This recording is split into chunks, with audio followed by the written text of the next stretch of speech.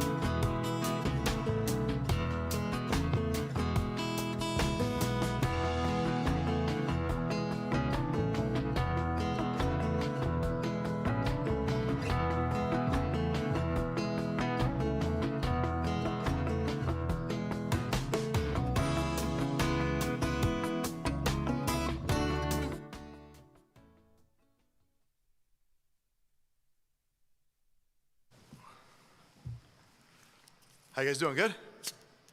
Thanks for being here. All right. So first, thank you for being here. Appreciate you guys coming out, spending a little time talking about Suns basketball. Overall, just we'll go through, last year to this year, press conference, and where we've come and where we're going. Overall, if I look at this basketball season and the organization in the last 12 months, I'm really proud of what we've done and accomplished. We had a very successful season in all the metrics and measurements that we talked about, whether it was last year, whether it's at the preseason.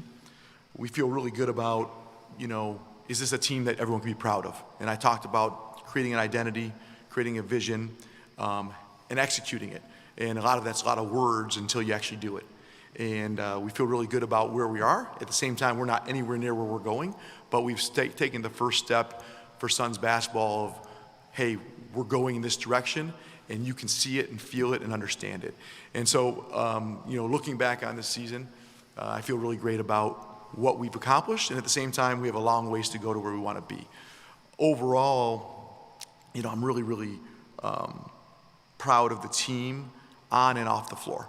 And when we talked about the Suns' identity and doing things the Suns' way, the Phoenix Suns' way, like I said, it's a lot of words until you actually see it in action. And hopefully the players competing for 48 minutes, the grind, the type of players we have, the way we play, the way we compete, the way we care about the fans on and off the court. All those pieces are things that we talked about doing differently, and hopefully you guys felt it and saw it. Whether you were critical or didn't believe it, or you did believe it, we actually had to execute and implement it. And once again, this is a stepping stone. This is the beginning of where we're going. And I feel great about that. With that being said, I want to take a moment to thank the fans. The fans stood by us. We had, I think, 210 straight sellouts. And thinking about that, we had a tough year a year ago. And fans stayed by us. They cheered for our team. They supported our team.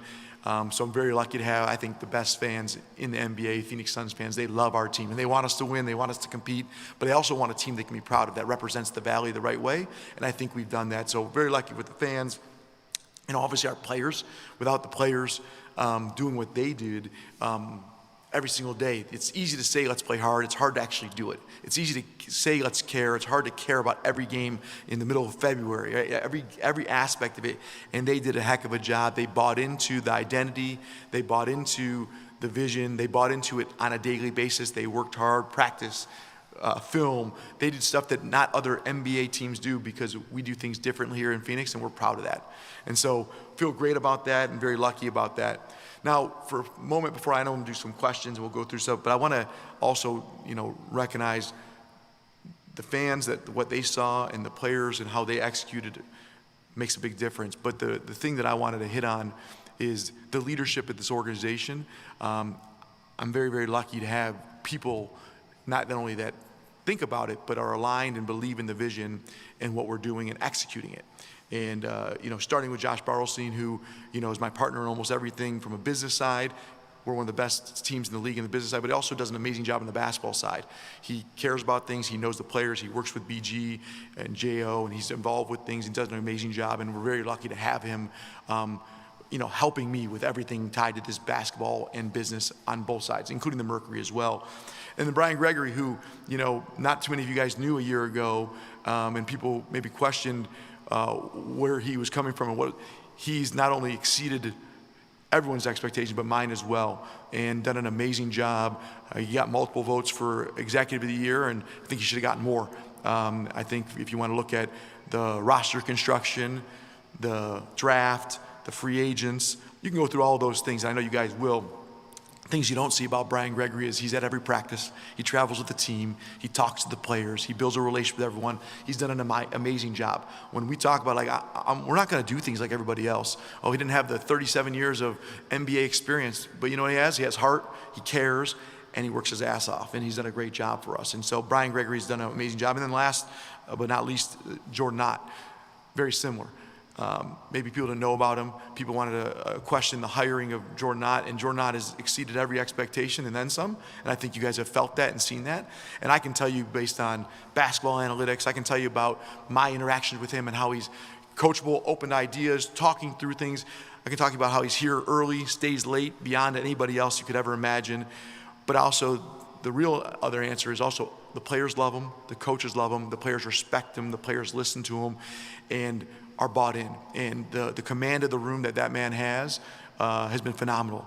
And I'm so excited for the continuity that we're going to have going forward with Josh, BG, J.O., and our players, which we'll talk about. But those three guys deserve a lot of credit because it's easy for an owner to come up and say we're going to do a lot of stuff.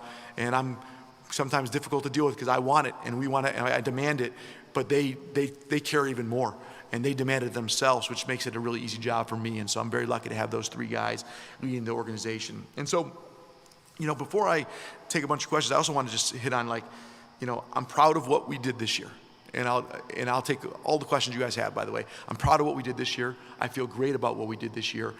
But at the same time, I want more and we want more and we're going to have more. And we're going to keep building here in Phoenix. And so I feel really good about it. Our team did a lot of really great things.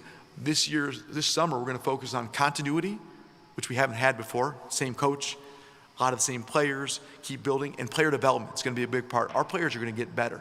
We have a young, ascending team, where in the years past, we had players that were maybe on the decline. We have players that are getting better and are going to continue to get better, and they're going to be in here. They've already committed to the summer. They're going to put it. We have a 5-month summer. We're starting, and we're going to get better. And so I love our team. I believe in the team that we have. We won 45 games, made the playoffs, played against the defending champs, the best team in the NBA, and we competed. And with that being said, we had the most injuries of any team in the league from games missed by starters, and we still won 45 games. Can we get a little bit better on the health-wise? Yes. Can we get a little bit better on player development? Yes. Can we have a little more continuity? Now players know the program. It's not a new coach, it's the same coach, and they know the same assistants. Can we get better? Yeah. I'm expecting us to get better, and I hope you hold me accountable to it because I'm going to hold myself accountable to us being better. And it's not necessarily always wins and losses, although that we do expect more and we want more of that, but it's also, can you continue to see that we live the identity that we've talked about every single game, every single day? So before we go to questions, one thing I wanted to hit was, I'm talking Suns basketball day, and that's what we're going to spend our time on. But I also want to hit on, my job as the owner is player 15 and, Mercury basketball and the arena and all those things. When I bought the team a couple years ago, I'm just going to hit real quickly and then we can take questions. I talked about culture, fan experience, community, and winning. And we just spent some time talking about winning. I didn't talk about the WNBA winning, which the Mercury went to the WNBA finals. We didn't hit on that, but that's been a great story, and we've done a great job. Great GM, great coach, great leadership there. But on the community, we had the WNBA All-Star game. We're about to have the NBA All-Star game. We're going to make it the best NBA All-Star game of all time. We're going to make it awesome. Not just on the court. I'm talking about all the things in the community. That's a big deal for our community. We've donated a lot of money to the community. We've done a lot of great things. We had the Women's Final Four, WNBA All-Star game. We're doing a lot in the community. I told you that was important to me, and we're going to keep doing it. Culture, team. Like I told you, Josh Browsley did a great job at the business side and the basketball side. But on the business side, we were up for Team of the Year. On almost every metric the NBA looks at, we're top 10 in. From fan experience to fans watching the game, to which obviously ties to our free TV, but also to, sponsorship and all these things. I think we finished in the top 4 for Team of the Year, and so I'm really proud of that. And the culture over at that organization, if you ever walk over the headquarters, is phenomenal. People love working there, and we're going to continue to build. And then finally, fan experience.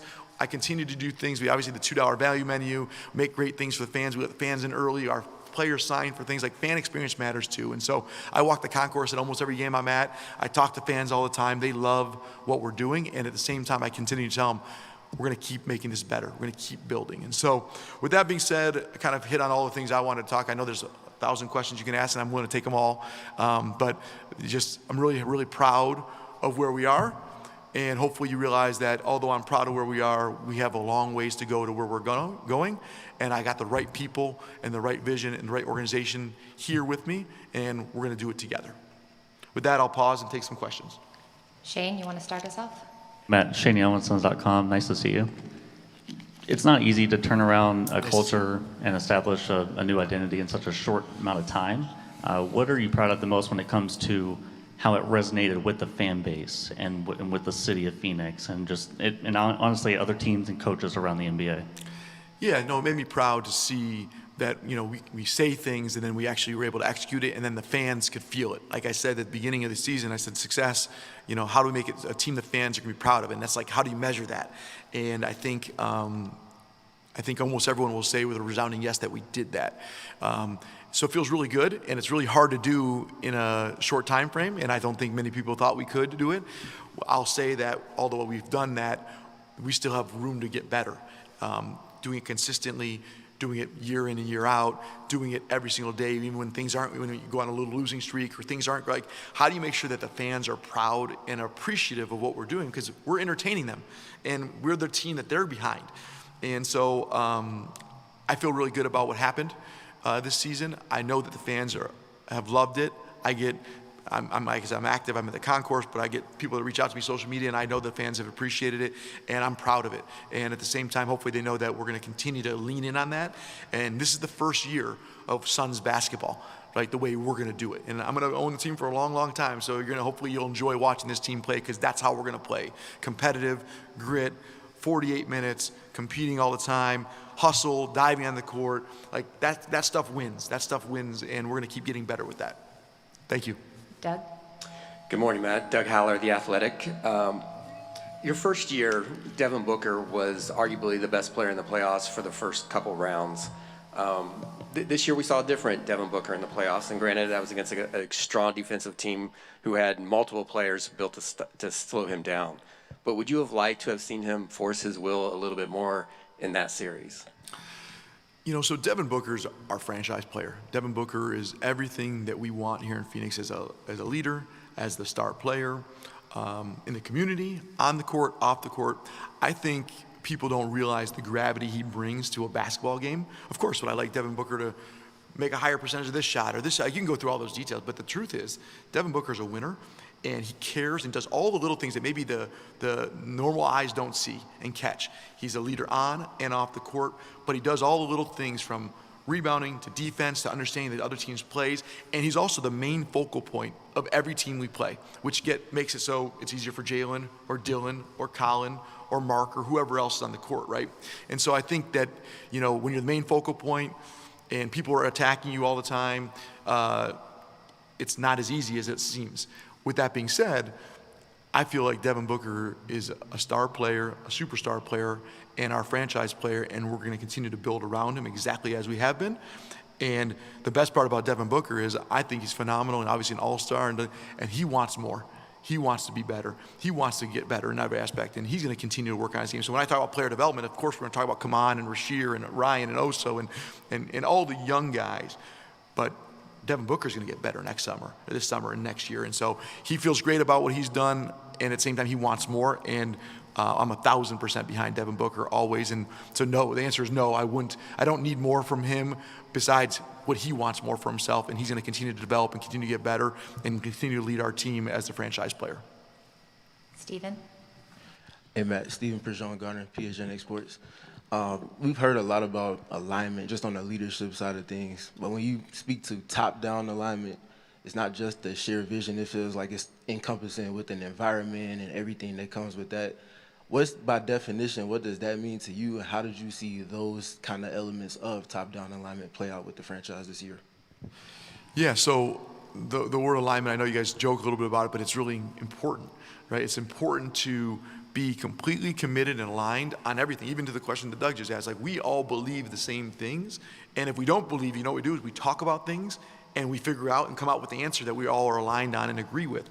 And we battle and we discuss things. But having alignment from me to Josh, to BG, to JO, and then down to the players, we can talk about Devin, we can talk about all the players, and then you got to go to the dietitian, the assistant coaches, the scouts, the assistant GMs, all these people.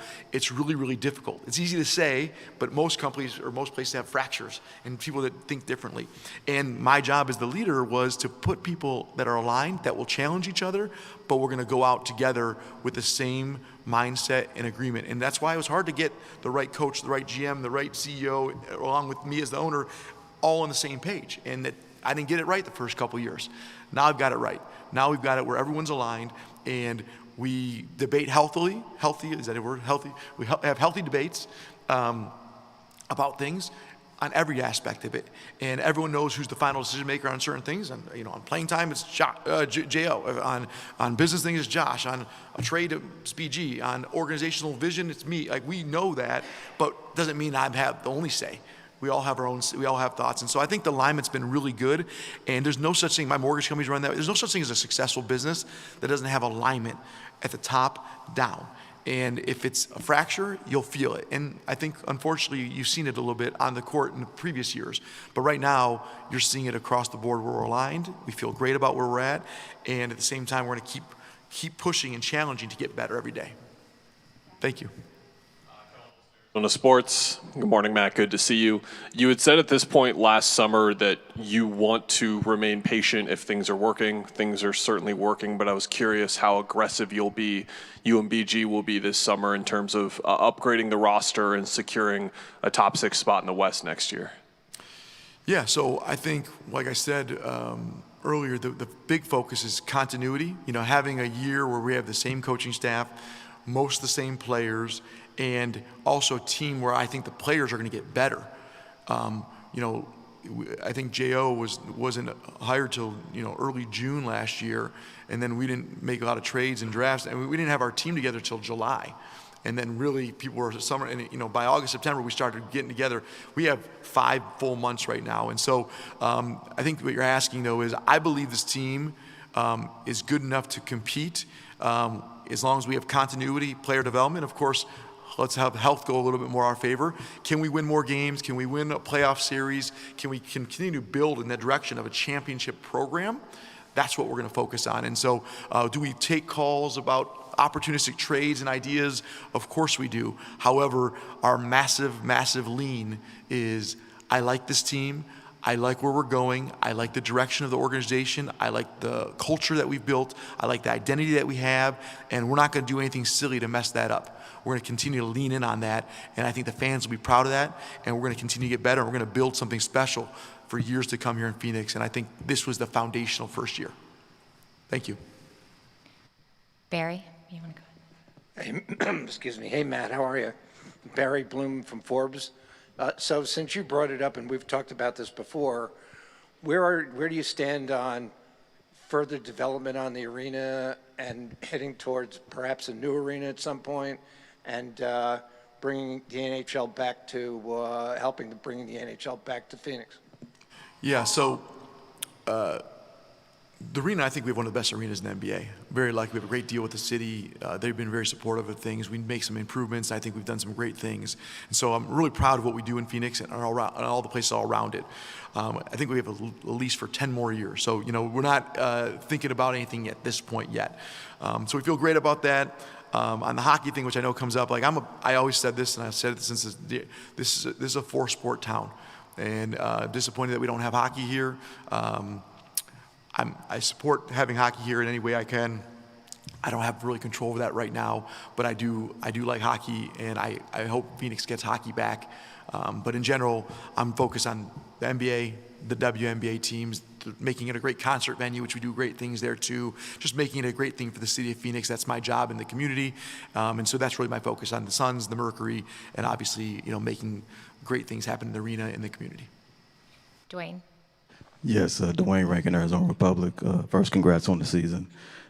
Just had 2 things. One, we just saw Jordan not walking around like he's already here, so clearly he's getting right to it as far as next year. But what impressed you the most about the work ethic of him that's maybe led to what you guys were able to accomplish this year? Yeah, so I don't know if it impressed me because I knew it. I know how this man works. He's earned everything he's gotten in his career. He deserves that.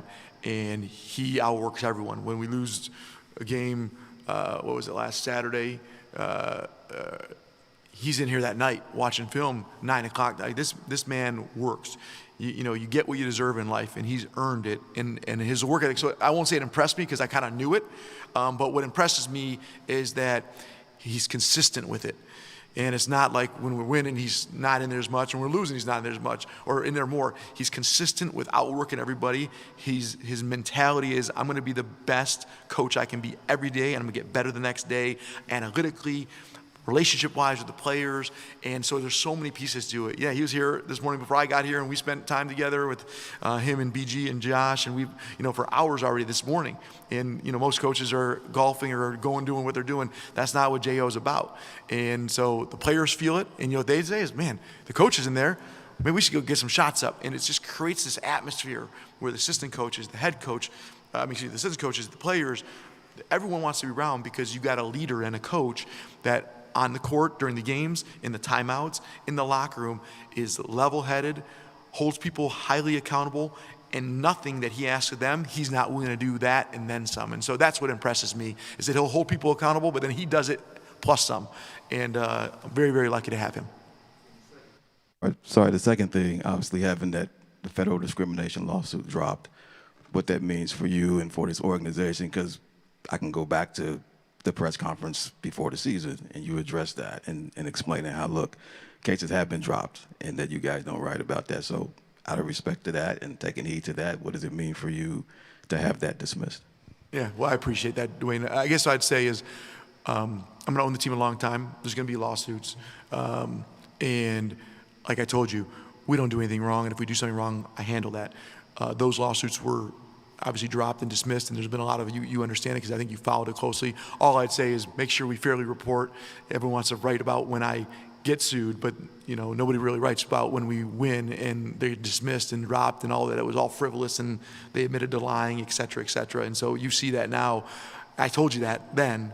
And so I guess give me a little bit of the benefit of the doubt in the future maybe and realize that, we do the right thing, and I'm gonna be here for 40 years, so you'll be reporting with me for a long time and you'll see plenty of these. But I told you, we don't settle lawsuits because if we don't do anything wrong, I'm not gonna be taking advantage of that way. We do the right thing by our fans, by our team members, and I think that's come out, and it will continue to come out whenever things happen. And so I'm always level-headed and I'll tell you the truth, and I think that's what happened, and I appreciate you following up on that and reporting on it because not many people did. Everyone else reported when it happened, not when we won all of them and when we'll continue to win them. David. Hey, David Brandt from the Associated Press. Congrats on the season. You've been vocal about tanking and stuff like that, and I'm sure you just saw the proposal, the anti-tanking rules and everything, and just wanted to get your thoughts on that in general and just the NBA's regular season. Some people have said it's too long. Just kind of what are your thoughts going forward about fixing some of those issues? Yeah, so I'm a big fan of the NBA, obviously, and I'm an advocate to making this the greatest game in the world, which I believe it is. And so when I talk about tanking, I said what I said on my tweet, which was what I believe, which is that's loser mentality. I don't believe in tanking. I don't believe in purposely losing. I want to win in everything I do. Me and you will play checkers next week. I want to beat you. We'll play ping pong. I will beat you. Whatever. I'm going to win. And to go out there and not try to win is anti-me, which makes it anti-Phoenix Suns. And it's not right for the NBA either. And so Adam Silver is a great leader. He understands it.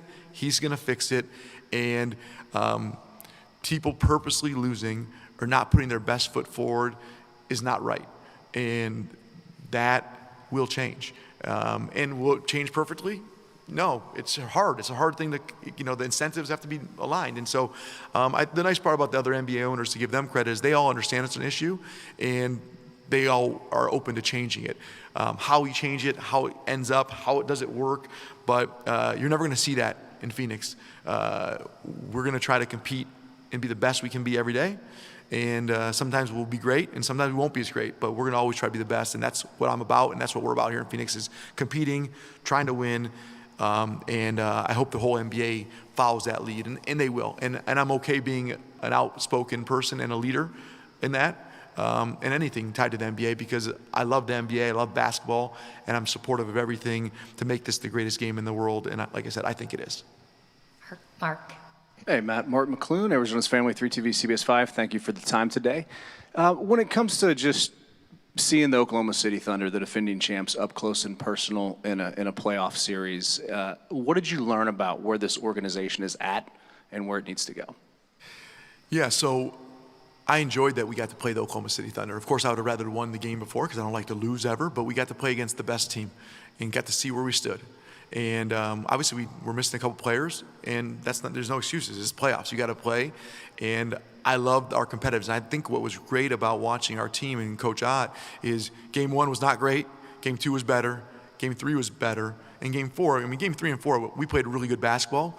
They're a really good basketball team. And they deserve to win 60-plus games like they have, and they won a championship last year, and they're going to be really tough to beat this year. So it's great to see the champs up close and personal and know that that's where we want to be. And we're going to keep building towards that. And so I liked it as an experience. We played them 9 times this year. 5 times in the regular season, no one else had to do that. We played them 4 times in the playoffs. There's a lot of times we played against them. We beat them a couple times, and we're going to figure out how to continue to get better. But you see what the champs look like and say, okay, how do we keep building? And we have a great foundational first year, and now we know where we want to go. I tell you guys, we're going to win championships here in Phoenix, and we're going to build towards it. And it's great to see what the best team looks like and say, okay, now we know where we got to get better, and how do we close that gap next year and continue to build. Espo. Greg Esposito, PHNX. Culture and chemistry can be a real delicate thing. How do you make sure that this isn't a one-year blip and that it's the foundation to building to that future and continuing that culture? Great question. It's definitely fragile, right? If you just talk about it and then you have it and then it goes away. And so it starts with those 3 men I talked about earlier in Josh Bartelstein, Brian Gregory, Jordan Ott, and then being aligned with me. And so making sure that the type of players we bring in here, the type of coaches, the type of scouts, the type of analysts, the type of people we have here are aligned with what we believe. And it doesn't mean we're always right, but we're all on the same page. And I think that that's really important. We have to set the tone, what we believe, and then you got to hold people accountable and take action if they don't do those things. And so I think that that's the really tough thing. And like I said, those 3 leaders, I feel really good about it, that we're going to continue this. And that's why I said you can't take a victory lap. We've had 1 good year of developing towards the organization of where we want to be. We got to do it 2 years, then 3, and then 10, and then 30. And then I'll sit here and say proudly, like, this is just ingrained in who we are here as Phoenix Suns basketball. And we're on that path, and we do not take it lightly. That's why we met for hours this morning talking about what we got to be better at and what changes we're going to do to continue to take the good things we did and lean in, the things that didn't go as well, modify or get rid of, and make sure that this culture, the camaraderie, but give a lot of credit to the players as well. Like, they genuinely like each other. They genuinely bought into everything we said. They worked hard. They cared. They dove on the court. They signed autographs for fans. They did all the stuff too. It's not Matt says it, and these are grown men that make a lot of money. They don't have to do it. They do it because they believe in it too, and they know it's the right thing to do. And so we're very lucky to have great players. Obviously, we got Dylan Brooks and Devin Booker and leaders, but there's other leaders too. But all the players, 1 through 17, including our 2-way players, did that. Brandon. Hey, Matt. Brandon Brown from the Phoenix Business Journal. You mentioned Josh, and stuff happening on the business side. Can you give some examples and some specifics of wins on the business side you've been proud of this season? Yeah, so there's a lot of wins on the business side that I'm very proud of. Like I said, being up for Team of the Year and finishing the top couple on that was a big deal. But if you want to talk about some of the wins, I think, which I'm extremely proud of, is we were 4th in the NBA in fans watching our games in the local media, local television. 4th, I think, behind Lakers, Knicks, and maybe Warriors. And so being 4th in the league, we've never been anywhere near that. Partially, it's free for everyone. And partially our fans enjoyed watching our games, because it was free for everyone in the last couple of years also. People loved watching. So that's a big one that I think from the business side that shows success, is that our fans are enjoying, our guys that do the TV, which I get to watch if I'm not here, do a great job, and we're going to continue to make that better. The other one, sponsorships. We're one of the top sponsorships. Social media, we're one of the top social media. I actually had it somewhere here, but I think we were 4th or 5th in social. I think we're 4th in social media in the year. Revenue growth, which I don't really focus on because that's a follower, but doing all the right things in the success. And so ticket sales, 200 plus sellouts. I think I think and you can ask Josh the metric, and I can get it for you if you want to have a follow-up, but I think there's 10 categories that everyone in the NBA looks at as like the 10 business / every, and we were top 10 in all 10 of them. Not one, we were outside the top 10, which was not the case 3.5 years ago.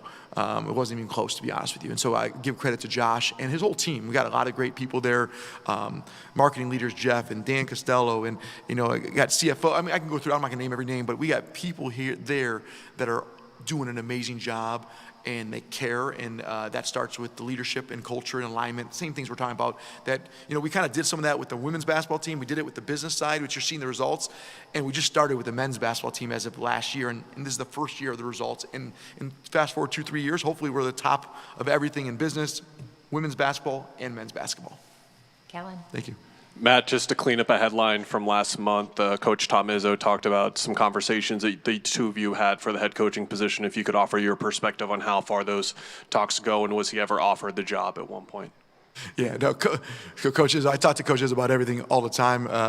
He was not offered a job. I think people misunderstood what he said. But either way, we talk to Coach Izzo all the time when we're doing a coaching search, asking what we should be looking for, how we think about building a culture. I admire Michigan State basketball, as you guys could probably expect, for 30 years, making the 10 NCAA tournament every year, being consistently great, competing all the time. And Coach Izzo is the leader. And so I talk to him all the time. BG talks to him all the time. I think he actually might talk to J.O., our coach, the most. And so I think it's just people misunderstood what he said in a podcast, but we definitely had conversations all the time last summer, and he called me yesterday. I mean, we talk all the time, and I call him about his team, and we talk about the good stuff about his team and the bad stuff, and we do the same thing with ours. And I think, like I say, he's a great mentor to me, to BG, to JO, to anyone that calls him. And so, yeah, I think it's just a misunderstanding, but Coach Izzo is a great guy, and I love him. Cam. Matt, Cameron Cox, 12 News, good to see you. You mentioned how Coach is in here bright and early. Well, another guy that we kind of got the vibe who likes to get here really early is Dylan Brooks. What did he mean to this team this year, his impact? What did you make of the villain persona, how it caught on with the fans, the technical fouls? And I believe Grayson said the other day he was already watching film right after the game, after Game 4. Dylan represents everything we talked about. When I talk about culture and identity and toughness and care and work ethic, that's Dylan Brooks. Dylan Brooks made a massive jump. A lot of you will talk about his offense, and he made a massive jump, and he earned that. He's in early. He stays late. He comes in after the games and shoots. Comes in the morning before the games. This is in the playoffs. This is before the season. This is in the middle of the season. You get what you deserve in life. You earn it, and he earned it. His villain persona I love. Technical fouls, I'll say I love him. My sister, everyone else maybe doesn't love him as much. I'd rather him not get suspended, but I take him as he is. Can he get better at things? Absolutely. But he's a leader. He cares. I love him. I love having him here. I've said that. I said that we targeted him, and he's helped change the identity. And what I'd say is beyond that, the identity that I talk about, that I talked about it last April, I think here before any trade talk was even close, and I defined that, and he's the epitome of that. And so we love Dylan. I love his persona. I think the fans love him here. I think they've really embraced him in such an amazing way, and I think he loves that too, and he deserves it. You get what you deserve in life. Dylan deserves everything he's gotten. He's earned it. He put the work in, gets the most shots up. Guess what? He starts making more shots, and he cares, and he leads, and when he speaks, people listen because he puts in the work. Just like I talked about Coach Ott. He puts in the work. J.O. puts in the work. People pay attention and listen. Same with Dylan. Like I said, same with Devin. We can go through other players, but you're asking about Dylan Brooks. I love Dylan Brooks. Excited for him to continue to be here and be a huge part of our organization. Doug? Matt, you mentioned the injuries and the role that played in your guys' record this year. Do you look at that as just bad luck, or is there something you guys can do as far as the strength and conditioning program that you guys have here, or the medical side of things to kind of help these guys out in that regard? Yeah, without question, do we try to figure out things to get better? I think we've got one of the best medical teams and health and wellness teams in the NBA, strength, conditioning. You get things happen, right? Jalen Green played 82 games 2 years before, and then missed 50 games this year. And so sometimes unlucky things happen. You're going to have injuries every year. People are going to miss games, players are going to miss games, starters, non-starters, and so you're always going to have some of it. Are we going to hopefully lead the league in it next year? I'm hoping not, and that's kind of what I think. And so do we try to figure out all the things medical, strength and conditioning? How do we make sure we have less of that? Of course, and we're going to continue to do that, but some things are unlucky. What I will say about our players, which I love, and our medical staff as well, but our players is like, and I'll speak with Devin Booker and other, but like they say, it's going to take 2 weeks, and he's like, I'm coming back in 8 days. I'm coming back. Everyone, come back. We want to get back. We want to play. And so it's definitely not there's no load management here in Phoenix. Everyone wants to play all the time. They're trying to get out on the court, and if they can play, they play. And if they're not sure they can play, they try. And if they can't play, sometimes as you saw Grayson, he said, I'll dress. And if you need me in an emergency, I'll play. And he was not able to play, as you could probably tell in those games that he didn't play at all. They weren't not DNP CDs. He was not healthy enough, but he wanted to play, and he was there for emergencies. And so I think the way we look at it is our guys want to play, which is a big cultural thing. And, yeah, we got a little unlucky this year. And, the harder we work, the luckier we get. So let's work harder, and let's get our bodies in better shape till we get more lucky next year. Doug? Doug Franz Unplugged podcast. Matt, national media has no problem demanding that you trade Devin Booker at some point.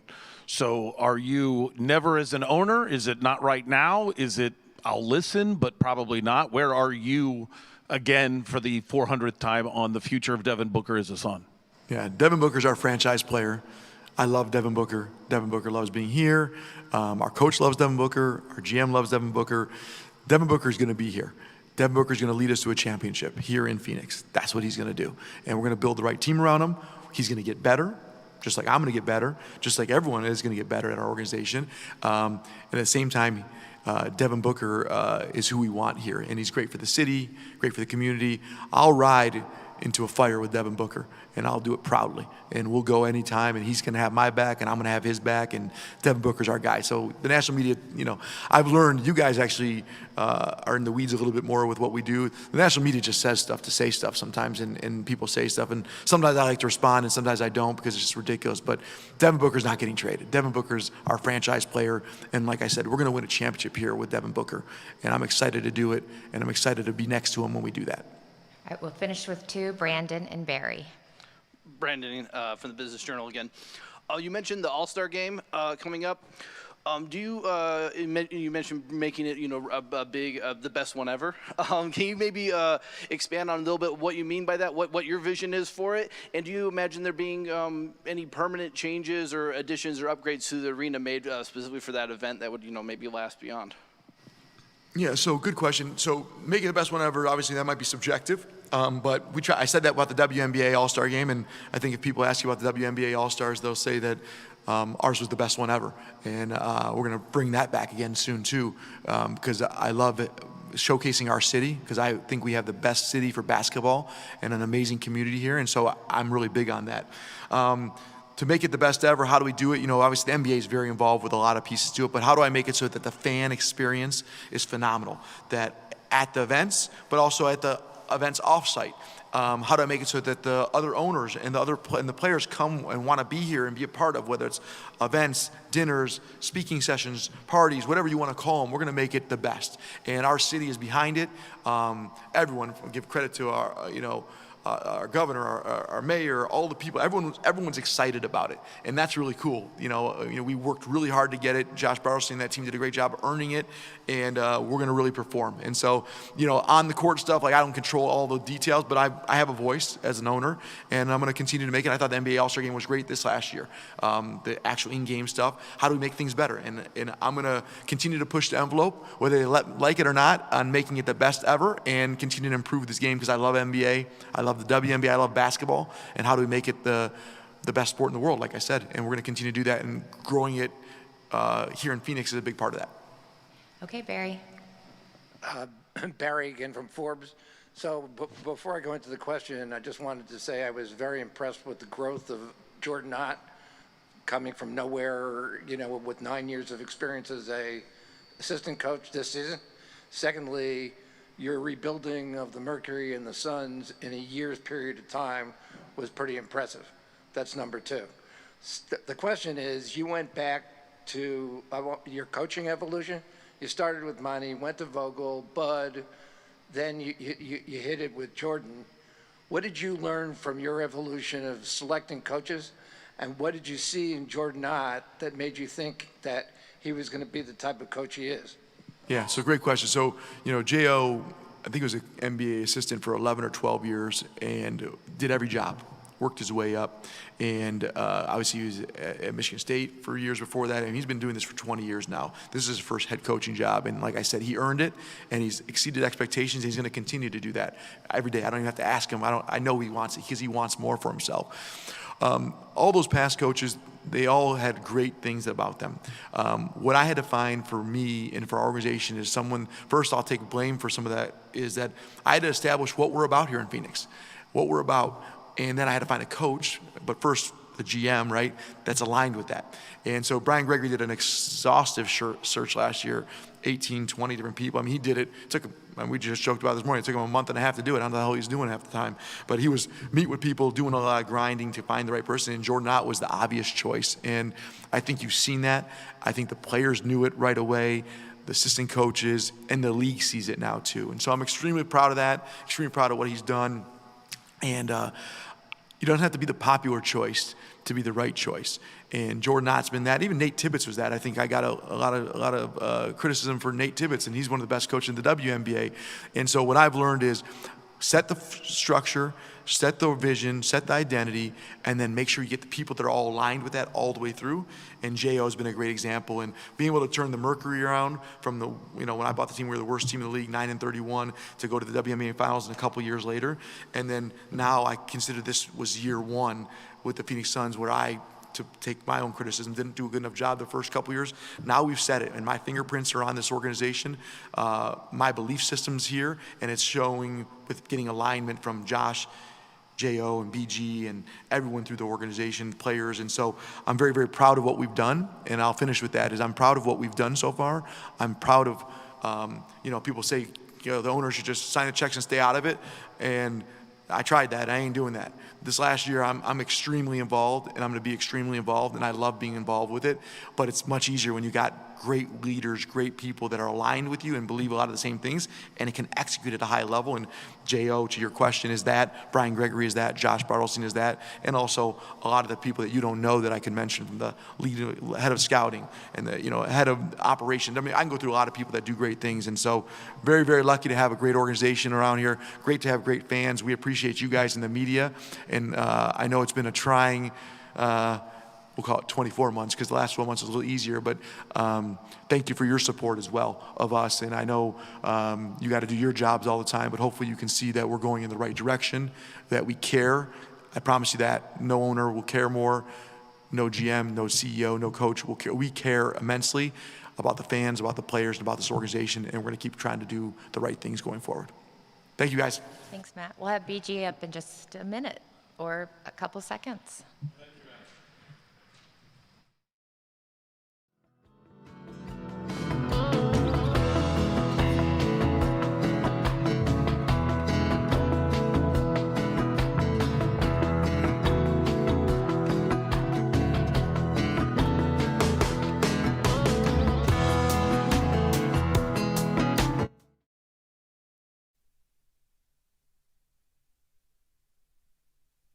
All right.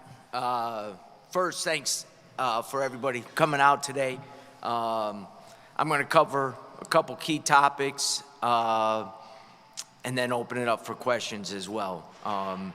First, just want to echo what Matt said and started off by thanking our fans. A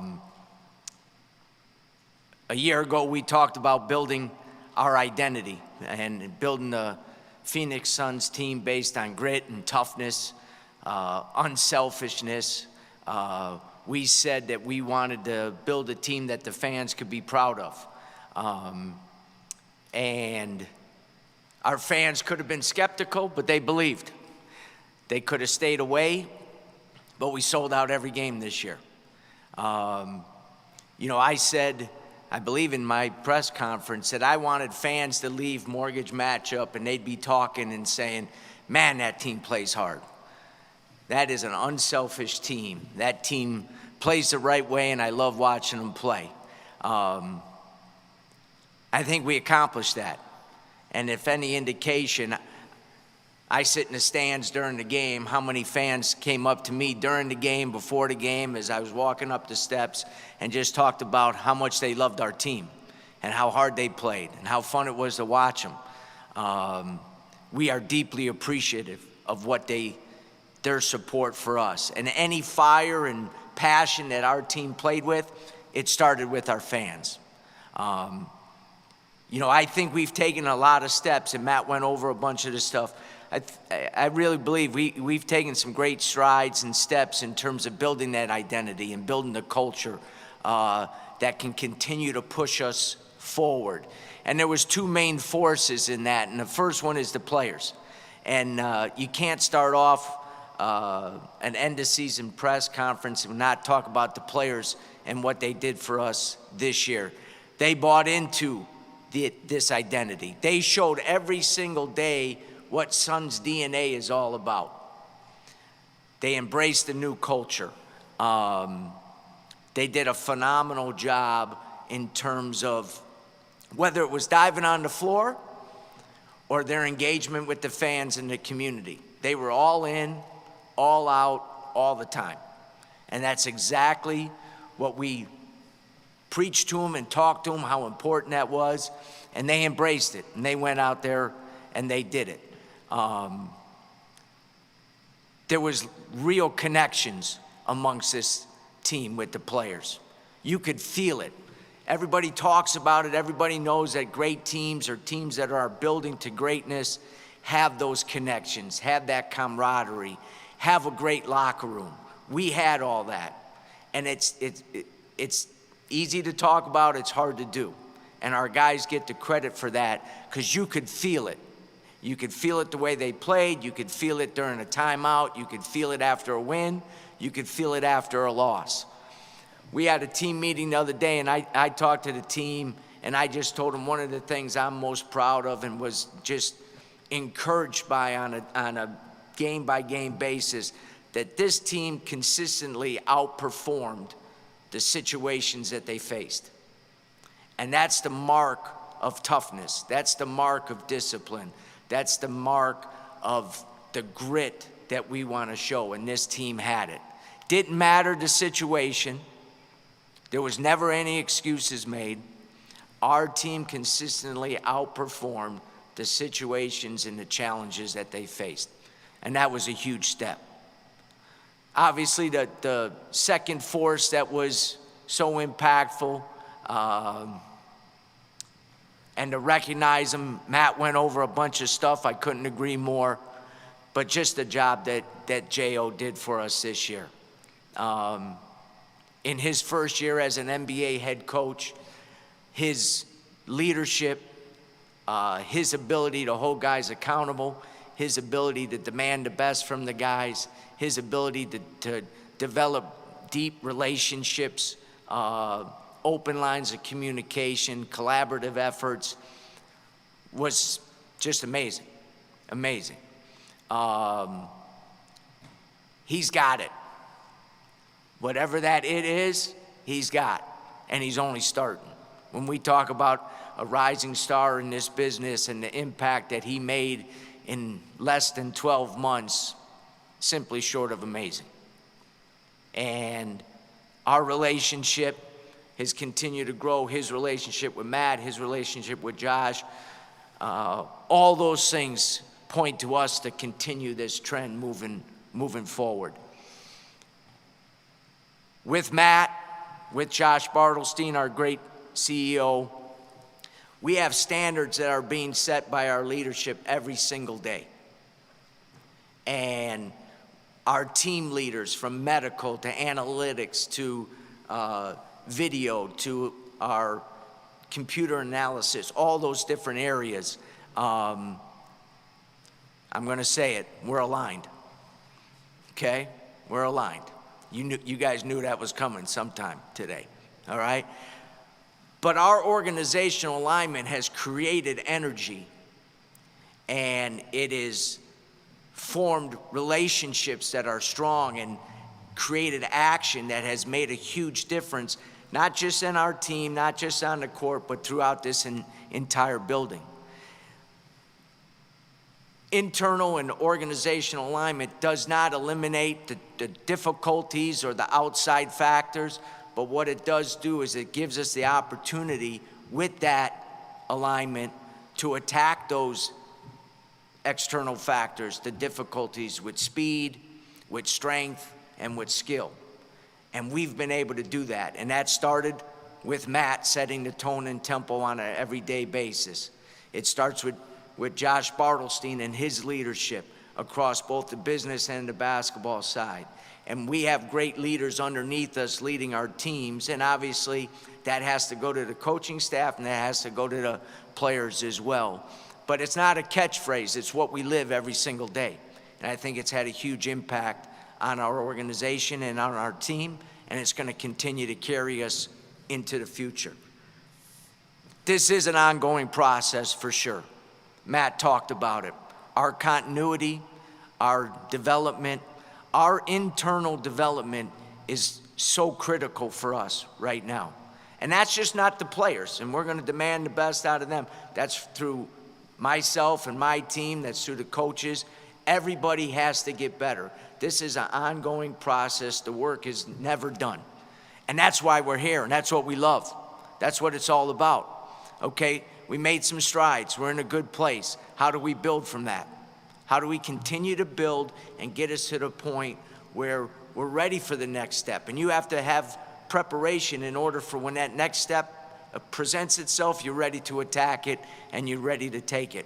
I think we're in a good position with that, okay? We'll challenge our veterans this summer with an unbelievable program for them to work as hard or harder than they've ever worked, because we want every one of our veterans to have a career best year next year. Our young guys, we're going to drive them so their development is accelerated. In order to do that, you got to have guys and players that want to get better and want to put in the work, and we have that. You got to have guys that are coachable. We got guys who want to be coached. But you also have to have a coaching staff that can teach. We got great teachers on our coaching staff. We got guys that can demand the very best from our players.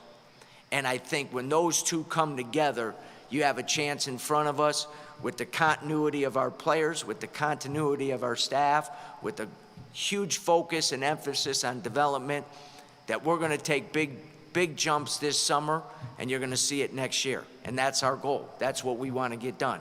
And I think the only way to do it is if everybody's on the same page, and that's where we're at right now. And that's why we're in a good place. We got a solid foundation to continue to build, and I'm excited about it. I couldn't be more proud of what the team accomplished this year. And at the same time, their drive and hunger for more is there. Our job is to stoke that fire and to continue to push them, show them, teach them, help them, put them in position to become their very best. And I'm excited about it as this summer starts, that's exactly what we're going to do. Open it up for any questions right now. Jane? Hey, Brian, Shane Yellen, Suns.com. With so many players having career seasons this year, just how great was it to see the fruits of that labor early on the player development side? And how much have you seen that helps with guys because you show them that you believe in them? Yeah, I think one of the things that has been maybe not talked about enough is the fact that you can put in the work, and our guys do.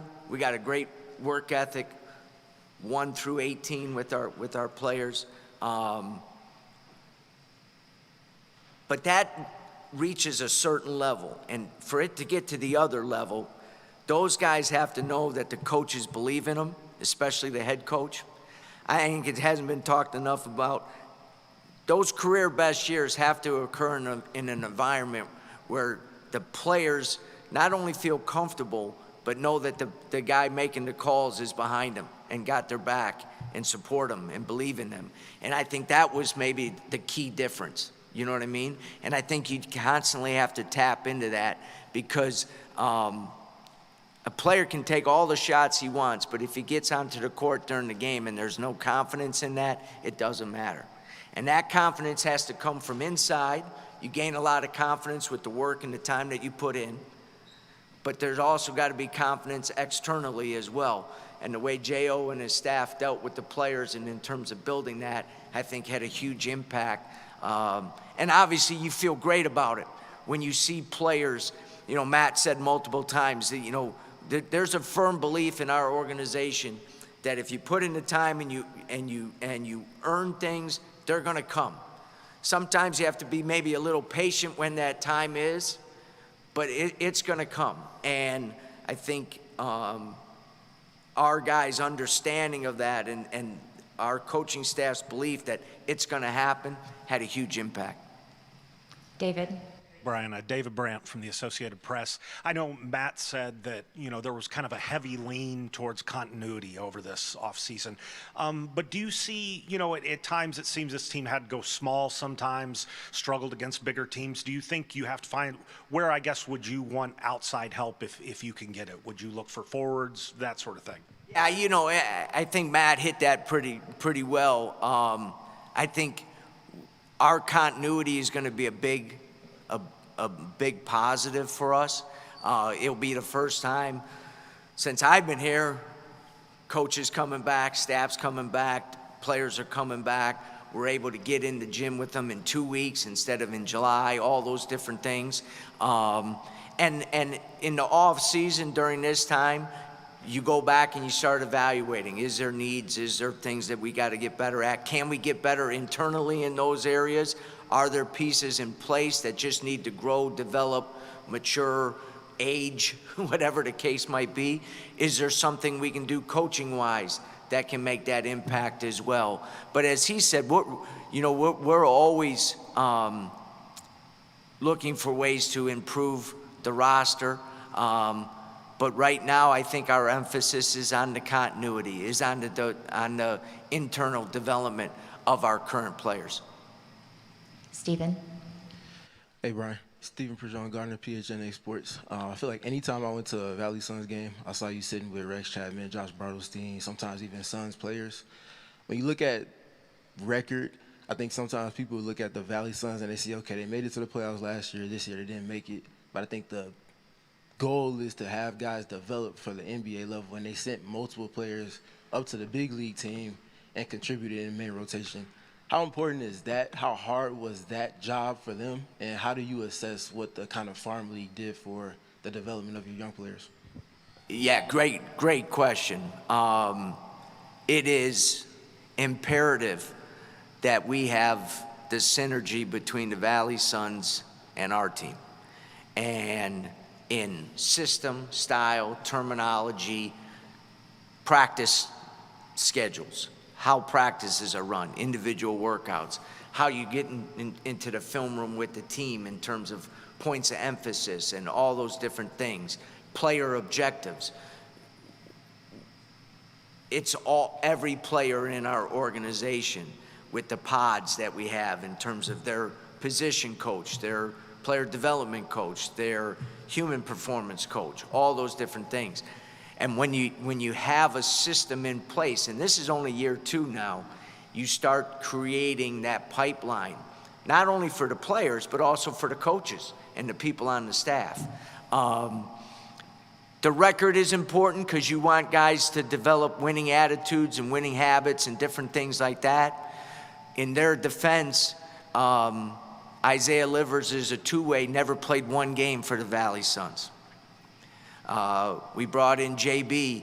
He played 2 or 3 games, and then we needed him with the big club the whole time. But you see the development, and when we had guys assigned to go down there and just to get some playing time minutes, and then when they came back, you saw the development that experience with the Valley Suns in Kaman and Rashier. You saw when Kobe got some minutes for us at the end of the game, dramatically different player than he was to start the year. It is a big part of what we do. If we're going to talk about player development as being one of the most important things in our organization, that has to include the Valley Suns. And I think as good a job as we've done in 2 years of it, we're going to do an even better job in the future, because I think for all of us not having that team before, there's some trial and error on stuff, but Brendan Sabian does a great job as the GM there. Another guy that is, organizationally aligned, and then we just got to keep moving forward with it. Dwayne? Yes, excuse me, Dwayne Rankin, Arizona Republic. Congrats on the season, sir. Two quick things. One, follow up on David's question.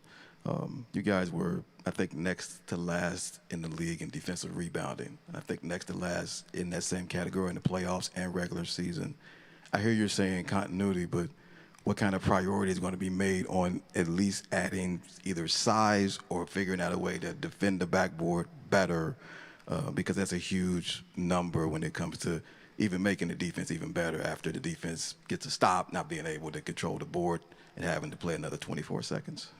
Yeah, obviously, I think as we've talked, one of our points of emphasis is to get much better on the defensive glass, because at times that did hurt us, no doubt about it. Conversely, our ability to offensive rebound many times compensated or even kept us in the plus when it came to that. So can you merge the two? I think you can.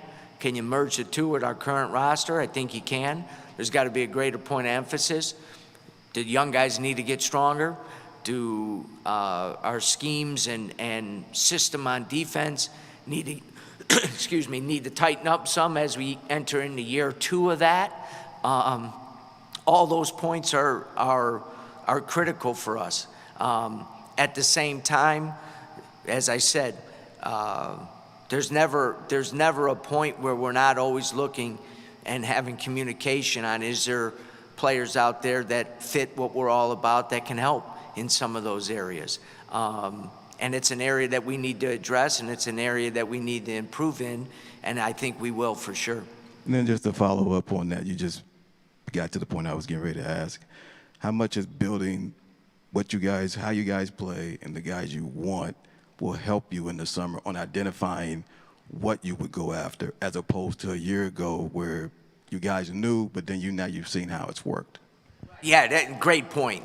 You take the next week or two, and as Matt said, as maybe other staffs or whatever out golfing, going to the Bahamas, we're here, studying film, going through the analytics, meeting with J.O. and his staff, and analyzing where are the gaps that we need to fill. You can't fill them all to the top, but what are the critical ones that we have control over? And does that mean tightening up, like I said, systems, schemes, whatever the case might be? Was there one thing that led to the other? So if you eliminate the first, now you can get better at the second. All those things are done during this time. And if it has to be a personnel issue, then we'll have to address it at that time.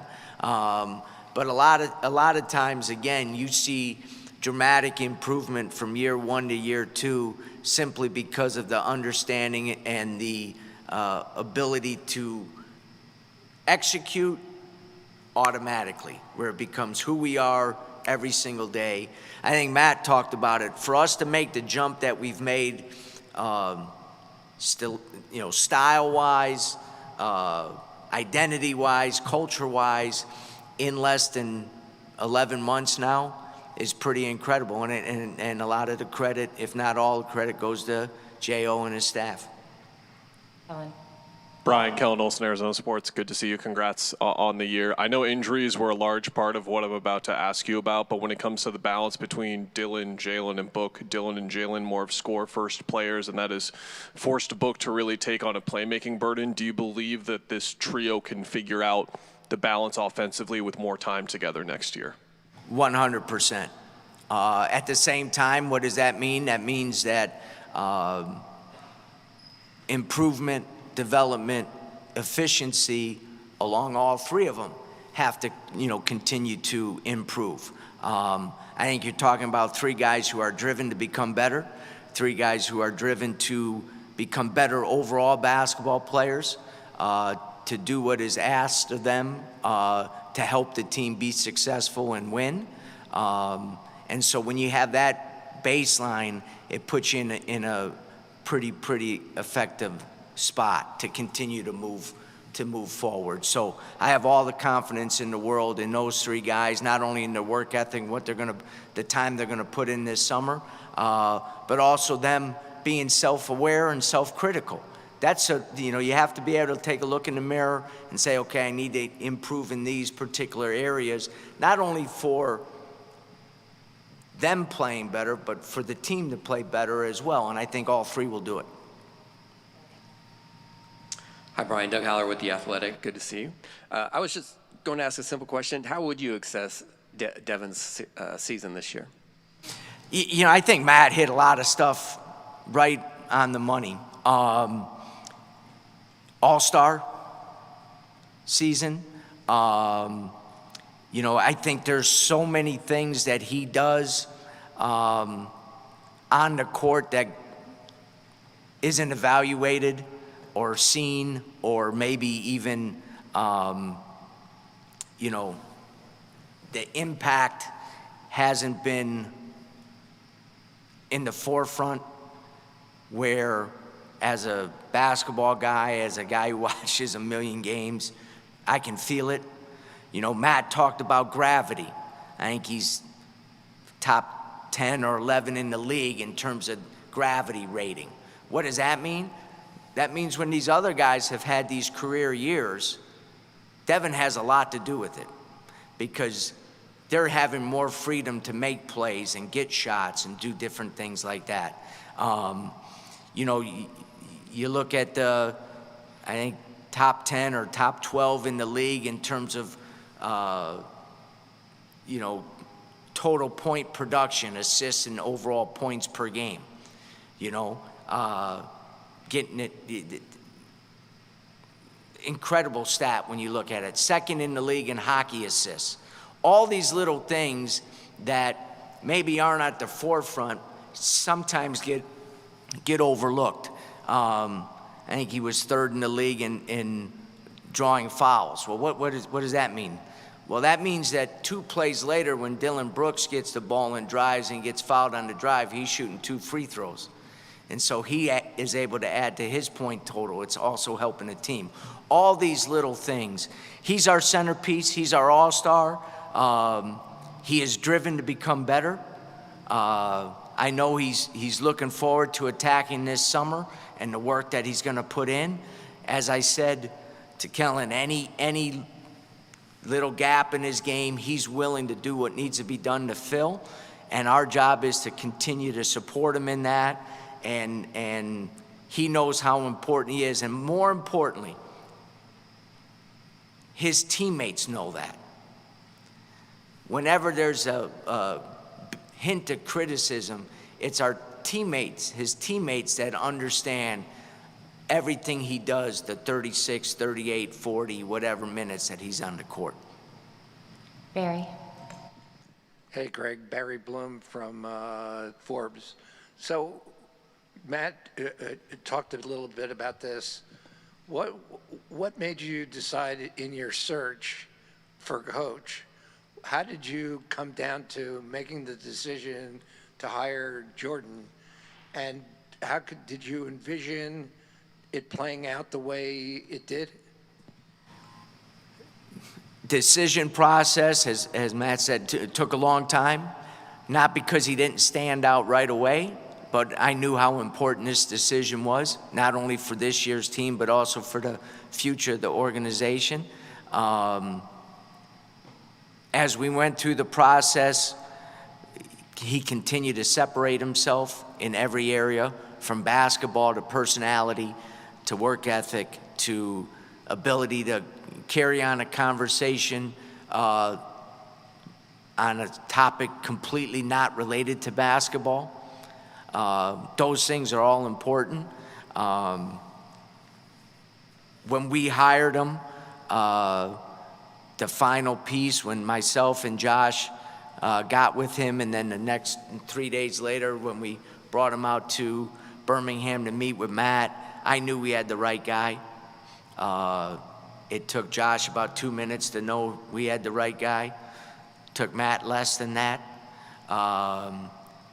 So what he was able to do and the relationships that he was able to build with the players and the trust and the ability to as I said, everything is done with substance. So his ability to control the court, control the locker room, control the game, I'm not surprised at all. I'm not surprised at all. And the thing that I love about it, just like if he was a player, he's only going to get better. His staff's only going to get better. As we continue to grow together, the improvements, because like us, he's not satisfied. And he's not going to be content with where we're at right now. He's proud of where we're at, but I know greater things are in store. Gil? Brian, Gil McGregor, PHNX Sports. You spoke about the improvement and development of the rookies, specific to them now. It's not easy for young players to play in high-leverage situations. They did just that at the end of this season. How does that impact the accelerated development plan that you talked about with them and what you want to see from them specifically next year to do it from day one? Great point. You played, so you know. You know, when you get in those games at the end of the year, those last 3-4 weeks with Kaman playing more, Rashir playing more, putting them in high-intensity games in the play-in and playoff, end of season games. Is it a 4-to-1 ratio in terms of the impact it makes on their development? Probably pretty close to minutes that they might have gotten in November or December. You know what I mean? So we need to capitalize on that. Obviously, the strength, the conditioning, the feel for the game, the understanding of, reads and different things. We have a good system in place with our human performance group and with our coaches that will challenge those guys every single day. And as I said, those guys are hungry to learn and hungry to get better, but there is no substitute for the minutes that they were able to get towards the end of the year and in our playoff run and in the playoffs. So I think that's going to really accelerate their process. Once you get a taste of that, you want it. You want to get back. You want to get back and be a different player when you get back. And I think those young guys feel that. Finish with 2, Mark and Espo. Hey, Brian, thanks for the time today. When it comes to just going head-to-head and face-to-face with Oklahoma City, the defending champs, for a playoff series, what was learned as far as where you're at and where you would like to go, where they're currently at? Yeah, I mean, I've always said that, every opportunity you face is a chance to learn and grow, even if you don't get the job done. And the great ones figure out a way to learn and grow in those situations. And I think our coaching staff, I think myself, I think our players utilize that 8-day, 10-day period to see exactly where a historically great team is at, where we stack up, what each of us need to do differently in order to take a step to close that gap. Obviously, they're an impressive team. But I agree. I think Coach said it at the end of the series, and Matt said it today. We played okay in Game 1, better in Game 2, even better in Game 3, and better in Game 4. In Game 3 and 4, probably, I'll say it, if we play just about anybody else, we either get a split or win both those games. That's how well we played, okay? At the same time, it wasn't good enough. So what are we going to do about it? And that's part of the challenge that we throw out, not only to the coaching staff, but to the players in particular. Like, what are we going to do? And that's a challenge, and we got competitive guys. They'll meet that challenge. Espo, yes. Greg Esposito, PHNX. Brian, you talked about how chemistry and alignment played a huge part in these 45 wins. As you're trying to add to this group and figure out what the next step is, how do you make sure you don't upset that balance and continue it in year 2? That's the battle you face every day, I said it earlier, the work's never done. And the minute you start thinking our identity's set, our culture's set, our standards are set, and everybody, you're in trouble. You have to push and drive and demand every single day. Because what does human nature say? Okay, let's take a little break. We had a pretty good year. You know what I mean? You have to fight human nature every single day. Because everybody would rather stay in bed when the alarm goes off and hit snooze. You know what I mean? You got to be tough enough to say, that's not what we're going to do here. We're going to be different. We talked about being different, and that's an area that we can separate ourselves in terms of not being satisfied and then doubling down on what's important to us in terms of the work ethic, the time spent in the gym, the time spent in the film room, guys understanding that the question I just answered, we're not good enough. We got to keep getting better, you know? You got to be proud of where you're at. We define success here as winning championships. So we did not accomplish that goal. There was a lot of successes in the season, but we did not accomplish that goal. We exceeded all expectations, blew them out of the water. We have an established head coach who's a rising star in this profession. Our guys played to the Suns' identity, played with Suns' DNA every single game. Guys had career best years. Our engagement with all these different things, our engagement with the fans, a lot of successes. But we're not there yet, so you got to fight for it every single day. And once those standards are set and everybody knows them, then you have to be held accountable to those. And if there's slippage, team member, we got to let you know about it. And we have enough faith in not only players, but all our team members, that on a daily basis, they're going to fight to those standards as well. And when you do that, that's when you build something special. Thank you. Oh, thank you, everybody. Thank you. Thank you.